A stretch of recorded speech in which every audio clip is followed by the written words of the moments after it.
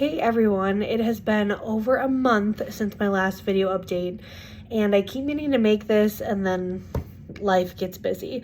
Luckily, we've been able to live almost normal life for like a month, so that is why this video is so delayed. But for those of you waiting for an update, I wanted to make sure I got this out here. And so we're going to dive into a couple things today, just everything that's gone on over the last 5 or so weeks since I made the last update. And then I also wanted to make a quick reference to future child planning with this condition and talk a little bit about our thoughts on that. So buckle up. I hope this video won't be too long. I've got some notes here for all of our scans. So I just kind of want to run through them with you and then give you the update. I will start off right off the bat with saying that Leo is doing great. He is just looking amazing.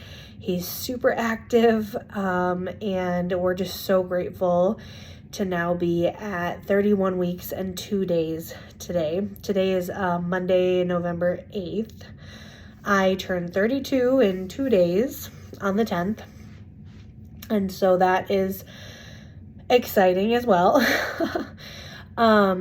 So the last we left off is we just had our October 3rd scan. He had his 4th intrauterine blood transfusion on the 2nd, I think, of October. And it went really well, and we were hoping to go 2.5 weeks before the next one. We were able to go 4.5 weeks because all of his scans were looking so good. And when we did our 5th scan last week, or our 5th intrauterine blood transfusion last week, he was right where we thought he would be. So he made it 4.5 weeks, which was amazing. So really quick run through the stats. After our 4th intrauterine blood transfusion, which was from the last video on October 3rd, our MCA scan was 1.28 MOMs. Quick reminder, 1 is normal, 1.5 is the anemic line. That's when you would go in for a transfusion. So he was obviously good because he had just had one. So then on the October 11th scan, we went in and he was at 1.28 MOMs. So it was like, okay, he's still at the exact same place. He's looking great. And then October 18th, I was really prepared for like, okay, we're probably going to transfuse this week, like blah, blah, blah. And he was at 1.22. So he had actually even gone down. Like, it was amazing. And he looked awesome.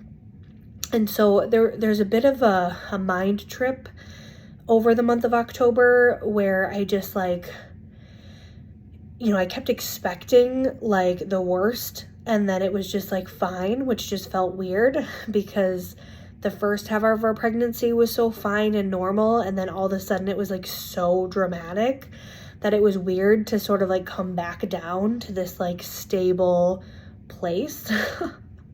But then I think I also mentioned in the last video that I had majorly failed my 1-hour glucose test, and I was super annoyed about it because I was still in the thick of all the first 4 IUTs. So after the 18th and he was still looking so good, I was like, okay, I have no excuse for not going and doing the 3-hour glucose test. I hadn't had any pokes for a while. I hadn't had to have my blood drawn for a while. So I'm like, okay, I'll go do that. And praise God, we passed the 3-hour test with flying colors. All 4 of the blood draws were in normal range. So don't have to worry about gestational diabetes. Thank you, Jesus. I did not want to deal with another thing on top of things. So I'm super grateful for that. That is going fine. And then, so that brings us to November 1st. So November 18th, he was still normal, 1.22. It was like, wow, this is going great. November 1st was our next scan. So that was last week. And we did both a growth scan and an MCA scan. And the growth scan was measuring him at 3 pounds and 12 ounces. So he's growing perfectly. And his MOM was then 1.9. So that was totally to be expected because at that point it had been 4.5 weeks since the last blood transfusion. So he was definitely anemic. We needed to go in the next day and do our 5th transfusion. I was feeling really good about it because at that point we were 30 weeks pregnant. He was almost 4 pounds. So I'm like, okay, at this point, if we have to go into an emergency C-section, it's going to be fine. Like, we're in a good place. And so I was feeling really good about that. So then on November the 2nd, we went in for our 5th intrauterine blood transfusion. We were able to schedule it for 7:30 a.m., which is great because I can just stop eating the night before. We go in at 5:30. We do the normal check stuff. That was actually my best IV. Where she put it in was like right here, and you can't even see it. I didn't even bruise. So that was great. And then transfusion went great. He's never been in a great position because he likes to lay on top of and snuggle his cord. And so it takes us longer, I think, maybe than usual, just to sort of get in a good position. So I'm usually in the OR for a solid hour. I think I was in the OR for an hour and a half last week. But I'm still able to bring my phone and listen to my Leo playlist. So I just have my worship music going and I can just kind of daze in and out. So went really well. And then they take a look at how he's doing and hook him up to the non-stress test to check his heart rate for 2 or 3 hours after that. I think we did 3 full hours, and he looked absolutely perfect the whole time. So we had no complications with IUT number 5, which I was so grateful for. Able to go home that afternoon, so that was super nice. And then, and when we went in, quick reminder, when they go in for the intrauterine blood transfusion, they first draw a little bit of blood out. They check his hemoglobin/hematocrit is the number I look at, which is the red blood cell count percentage. Check to see what it is, do their calculation, and then put more blood in. So normal is 40% hematocrit. He was on November 2nd, he was at 22%, which is normally where they kind of like it to be at, is around the 25 range. Because they don't want to do these procedures unnecessarily. So they want them to be at a certain point to like know that they need to be in there. So I felt pretty good about the 22 number. It wasn't, super low where he was really struggling, but it was low enough where it was like, yes, we definitely needed to do this procedure today. So he was at 22%. They got him up to 42%, which is the highest they've been able to get him up to. So in normal range. They were only able to get a little bit in the belly this time, which from today's scan was already absorbed. So we'll see how long we can go again, but it went really well. So they got him up to the 42% red blood cell count percent, and the next day we went in for our follow-up MCA, which we do every single time. Is after that IUT, we go in for a scan the next morning to check his MCA. And so November 3rd, he was at 1.27 MOMs, so under the anemic line, looking fine. It took him a while to absorb some of that blood and for his body to sort of get used to it. And then today is November 8th, Wednesday, November 8th, and we had an MOM or an MCA scan this morning to check on how he's doing, and he was at 1.01, which is like totally normal, and I think the lowest it's ever been since we've been checking MCAs. So really super encouraged about that. Super excited about just his progress and how we're doing. Just again, feeling just like very heavy with gratitude. Like every time I feel like pains, because I'm definitely in the 3rd trimester, like everything hurts.